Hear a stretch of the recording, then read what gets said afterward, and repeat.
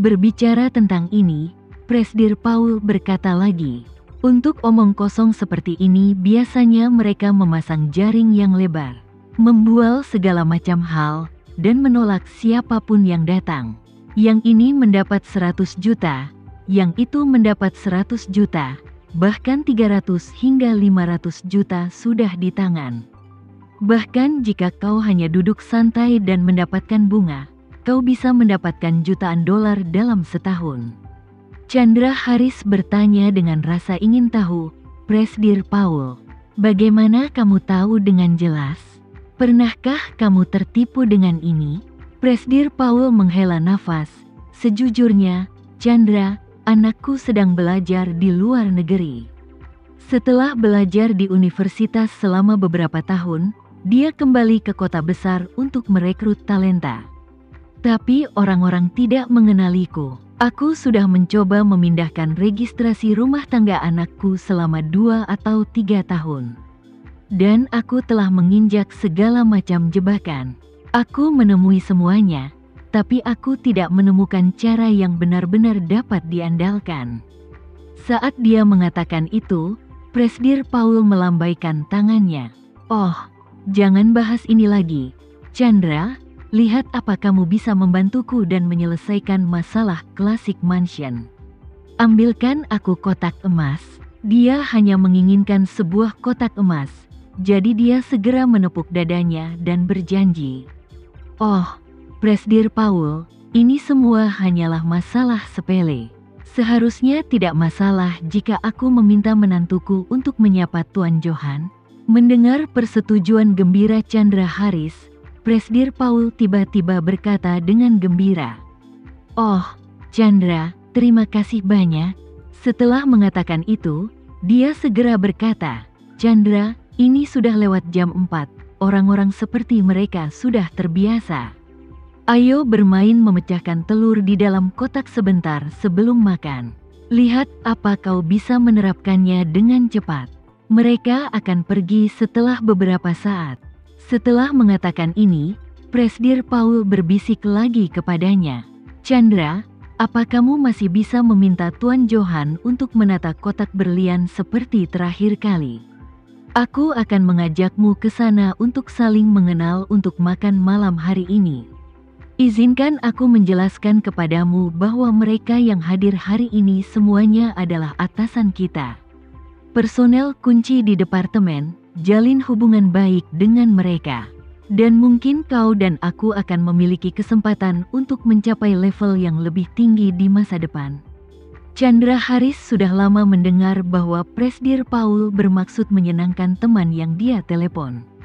Kalau tidak, bagaimana mungkin orang lain harus memiliki latar belakang yang besar hingga khawatir dalam menjamu tamu? Sekarang setelah dia mengatakan ini, dia tiba-tiba menjadi tercerahkan. Dia awalnya mengira posisinya sebagai wakil presdir harus menjadi plafonnya. Namun kini tampaknya ia bisa bekerja sama dengan Presdir Paul untuk menjalin hubungan baik dengan orang-orang di unit manajemen atasan. Kemudian Presdir Paul akan naik di masa depan. Bukankah posisi teratas secara alami akan jatuh ke kepalanya? Memikirkan hal ini, dia segera berkata, "Kotak berlian, kan, Presdir Paul? Jangan khawatir, aku akan mengaturnya." Setelah mengatakan itu, dia segera mengangkat ponselnya dan menelepon Tama. Saat ini, Tama sedang berada di Villa Sumber Air Panas Camp Elises, menjaga Nanako dan melatih pengendalian energi spiritual. Setelah menerima telepon dari ayah mertuanya, dia berjalan ke halaman untuk menjawab panggilan dan bertanya, "Ayah, apa yang kamu inginkan?" Chandra Haris berkata, "Menantuku, aku ingin meminta bantuanmu." Tama berkata, "Mengapa ayah bersikap begitu sopan? Katakan saja apapun yang ayah mau." Chandra Haris buru-buru berkata, "Bisakah kau membantuku bertanya kepada Tuan Johan tentang kotak berlian di Classic Mansion malam ini? Apa kotaknya sudah dipesan? Jika tidak, bisakah temanku menggunakannya? Dia ingin memesan kotak emas setelah mencari koneksi, tapi dia ditipu." Dia kebetulan mengundangku makan malam, jadi dia meminta bantuanku. Aku tidak bisa mengabaikannya. Ketika Tama mendengar bahwa itu masalah sepele, dia berkata dengan santai, "Baiklah ayah, tunggu sebentar. Aku akan menelepon bos mereka. Selama kotak berlian tidak dipesan malam ini, tidak apa-apa." Chandra Haris sangat bersemangat dan berkata dengan cepat, "Itu hebat, aku menunggu konfirmasimu, menantu." Masalah kotak berlian sangat sederhana bagi Tama. Dia menelepon Johan dan menanyakan ketersediaan kotak berlian tersebut. Faktanya, Johan telah menghentikan layanan reservasi kotak berlian jika Tama memiliki kebutuhan yang tidak terduga. Jadi kotak berlian malam ini tentu saja kosong. Jadi Tama memintanya untuk memesan kotak berlian terlebih dahulu atas nama ayah mertuanya. Ketika Johan mendengar ayah mertua Tama akan pergi, dia segera menghentikan apa yang dia lakukan dan bersiap untuk bergegas ke Classic Mansion secara langsung untuk melayani. Dapat dikatakan bahwa dia diberi wajah yang cukup. Melihat semuanya sudah diatur, Tama hendak menelepon ayah mertuanya. Tanpa diduga, Johan berkata kepada Tama di telepon, "Tuan Renza, tolong kerjakan pekerjaanmu dulu.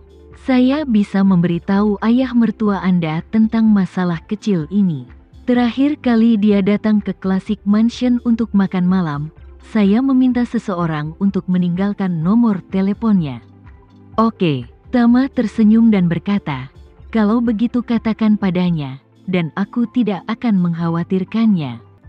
Tuan Paul saat ini bertanya kepada Chandra Haris dengan gugup, "Chandra Haris, bisakah ini terjadi?" Chandra Haris menepuk dadanya dan berkata, "Jangan khawatir, menantuku pasti bisa mengambil tindakan." Saat dia mengatakan itu, nomor asing menelepon. Ketika dia menjawab telepon, dia mendengar suara yang familiar, tapi dia tidak dapat mengingat siapa suara itu saat itu dan berkata, "Apa Anda Tuan Chandra Haris?" Chandra Haris bersenandung, "Ini aku, siapa kamu?" Johan berkata dengan hormat di ujung telepon yang lain, "Halo, Tuan Chandra, saya Johan, bos Classic Mansion. Saya ingin tahu apa Anda masih mengingatku?" Segera setelah Chandra Haris mendengar pihak lain mengumumkan bahwa itu adalah Johan, dia segera menyalakan speaker dengan penuh semangat dan berkata, "Halo, Johan, tentu saja aku mengingatmu." Mata Presdir Paul tiba-tiba berbinar ketika dia mendengar Chandra Haris mengucapkan Johan. Begitu lampunya menyala, dia segera bertanya dengan suara rendah, "Apa itu Tuan Johan?" Chandra Haris mengangguk berulang kali, harga dirinya tiba-tiba terisi saat ini. Presdir Paul juga sangat bersemangat dan segera datang menunggu untuk mendengar apa yang dikatakan Johan. Saat ini, Johan berkata dengan sangat rendah hati, "Tolong jangan bersikap sopan kepada saya, Tuan Chandra, saya hanya seorang junior." Presdir Paul sangat terkejut, mengira Chandra Haris ini sangat hebat. Johan sebenarnya menyebut dirinya junior di hadapannya, dan dia sangat tidak tahu malu. Chandra Haris semakin bangga dan bertanya dengan cepat, apa menantu laki-lakiku sudah memberitahumu tentang kotak itu?" Chandra Haris tidak mengetahui identitas asli Tama. Dia juga tidak tahu apa hubungan Johan dengan menantunya. Jadi dia tidak berani memanggil Johan dengan nama depannya. Saat ini, Johan berkata dengan sangat antusias, "Tuan Renza memberitahuku bahwa aku telah memesankan kotak berlian untukmu malam ini. Dan jamuan makan dengan standar tertinggi juga telah disiapkan.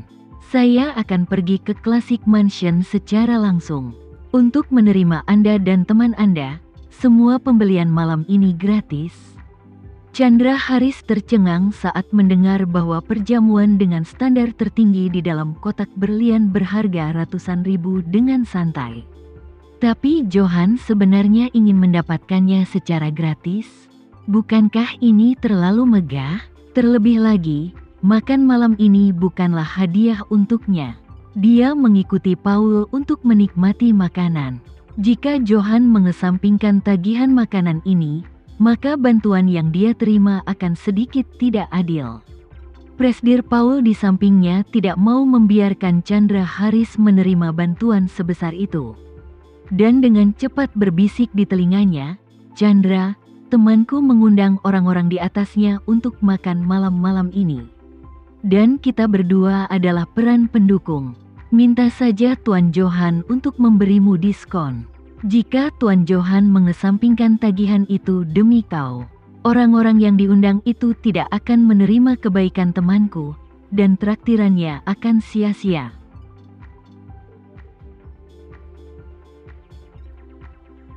Sekian dulu ya video kali ini, kita lanjutkan lagi videonya di lain waktu.